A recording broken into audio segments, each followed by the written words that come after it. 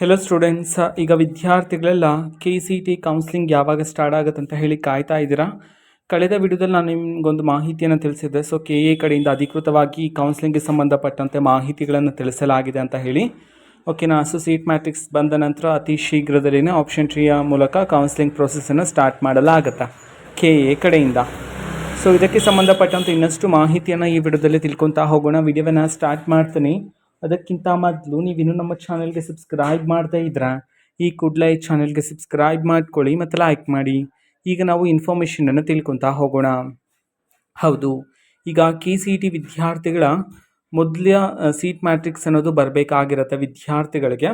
ಅದಾದ ನಂತರ option ಟ್ರೀನ start ಮಾಡಲಾಗತ್ತೆ ಅಲ್ವಾ. ಸೊ ವಿದ್ಯಾರ್ಥಿಗಳಿಗೆ ಸೀಟ್ ಮ್ಯಾಟ್ರಿಕ್ಸ್ ಯಾವಾಗ ಬರುತ್ತೆ ಅಂತ ಹೇಳಿದ್ರೆ, ಸೊ KE ಅವರು ತಿಳಿಸಿರ್ತಕ್ಕಂತಹ ಪ್ರಕಾರ 2 ದಿನದಲ್ಲಿ ಬರುತ್ತೆ ಅಂತ ಹೇಳಿ ತಿಳಿಸಿದ್ದಾರೆ. ಸೊ ಮೇ ಬಿ ಇವತ್ತು ಬರೋ ಚಾನ್ಸಸ್ ಇಲ್ಲ. ನಾಳೆ ಮಧ್ಯಾಹ್ನದ ನಂತರ ವಿದ್ಯಾರ್ಥಿಗಳಿಗೆ ಸೀಟ್ ಮ್ಯಾಟ್ರಿಕ್ಸ್ ಬರ್ತಕ್ಕಂಥ ಸಾಧ್ಯತೆಗಳು ಹೆಚ್ಚಿರತಕ್ಕಂಥದ್ದು.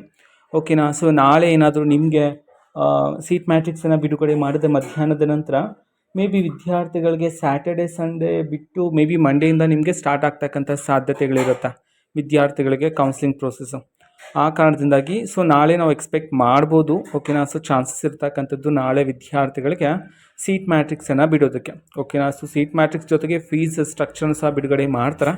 ಸೊ ನೋಡೋಣ ಇನ್ನು ಯಾವ ರೀತಿ ಅಪ್ಡೇಟ್ಸ್ಗಳು ಬರುತ್ತೆ KA ಕಡೆಯಿಂದ ಅಂತ ಹೇಳಿ. ಸೊ ಮಾಹಿತಿ ಬಂದ ನಂತರ ಆದಷ್ಟು ಬೇಗ ನಾನು ನಿಮಗೆ ಇನ್ಫಾರ್ಮೇಷನನ್ನು ತಿಳಿಸ್ತೀನಿ. ಅದಕ್ಕೋಸ್ಕರ ಚಾನಲ್ಗೆ ಸಬ್ಸ್ಕ್ರೈಬ್ ಮಾಡ್ಕೊಳ್ಳಿ ಮತ್ತು ಮಾಹಿತಿ ಇಷ್ಟ ಆಗಿದ್ದರೆ ನಿಮ್ಮ ಫ್ರೆಂಡ್ಸ್ ಆ್ಯಂಡ್ ಫ್ಯಾಮಿಲಿ ಮೆಂಬರ್ಸ್ಗೂ ಸಹ ವಿಡಿಯೋವನ್ನು ಶೇರ್ ಮಾಡಿ. ಜೊತೆಗೆ ಚಾನಲ್ಗೆ ಸಬ್ಸ್ಕ್ರೈಬ್ ಮಾಡಿಕೊಂಡು ಸಪೋರ್ಟ್ ಮಾಡಿ. So thank you, bye.